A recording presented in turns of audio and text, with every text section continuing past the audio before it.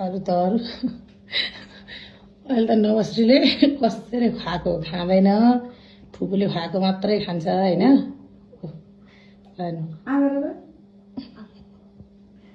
रमाइलो छ फुपूको जिन्दगी उसले नत्र हामीसँग त उसले पनि गर्दैन है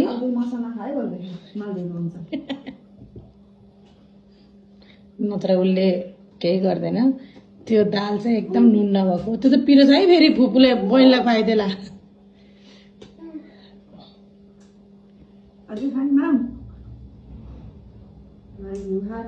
त्यो पिरो छ है तरकारीको झोल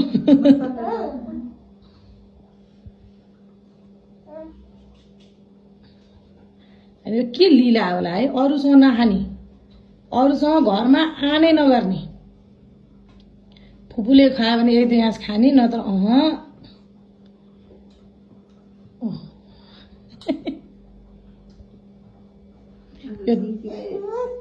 दालमा चाहिँ नुन हाले होइन नुन हाले होइन त्यही भएर मसँग खाना मान्नु परेन पोखरामा दुध मात्र खुवाएर ल्याएको